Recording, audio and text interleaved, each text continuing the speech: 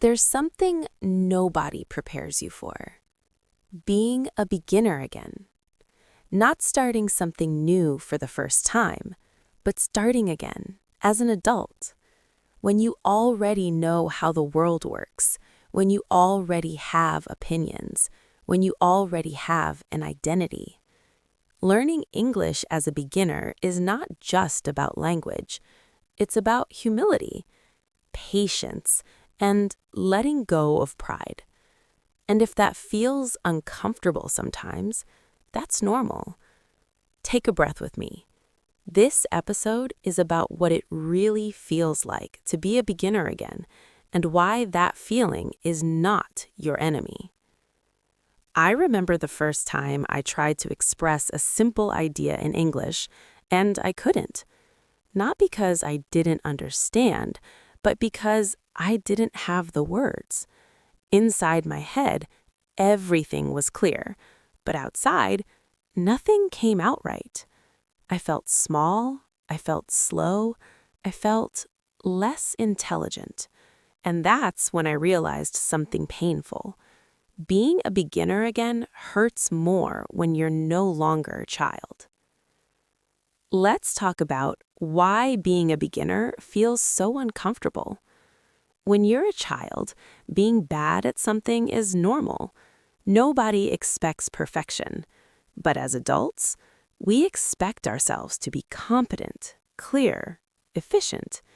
So when you start learning English and you speak slowly, you make simple mistakes, you forget words you know, your ego reacts. It says, "This is embarrassing." But listen carefully. That discomfort is not failure. It's growth rubbing against identity. Let me say this clearly. You are not going backwards. You are expanding. You are adding a new layer to who you already are. And layers take time. People talk about confidence a lot, but they don't talk enough about courage. And beginners, they are incredibly brave. Think about it. You're listening to sounds you don't fully understand. You're accepting confusion, silence, mistakes. Every time you try to speak English, you choose courage over comfort. That's not weakness, that's strength in a quiet form. I used to compare myself to fluent speakers, to people who sound natural, and every comparison made me smaller. Until one day, I asked myself, how long have they been doing this? Years. And how long have I been practicing consistently? Not that long. That question changed everything.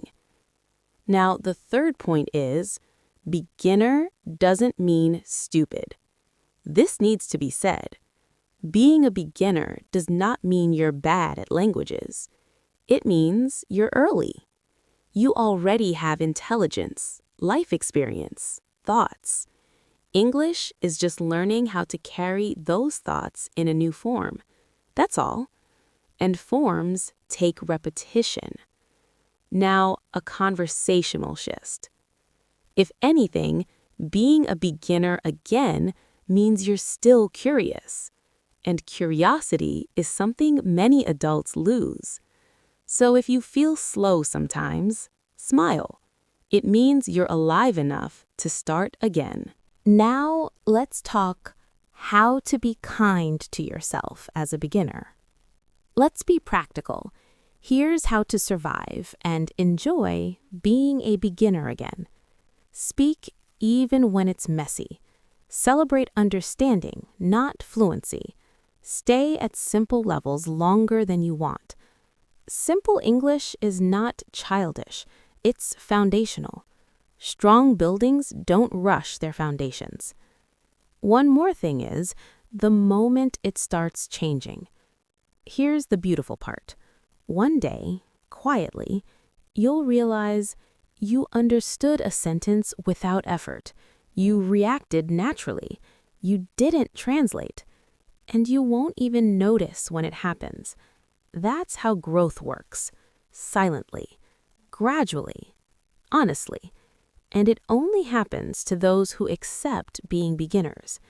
So if today you feel like a beginner, if English feels awkward in your mouth, if progress feels slow, you're exactly where you need to be. Beginnings are not weaknesses, they are doors, and walking through them takes more strength than staying where you are. This is LingoMania, a place for real growth, real patience, real learning. And being a beginner again, that might be the bravest thing you're doing right now. And if you want to keep walking this path, you can subscribe and continue this journey with me. No pressure, just whenever it feels right. I'll see you in the next episode.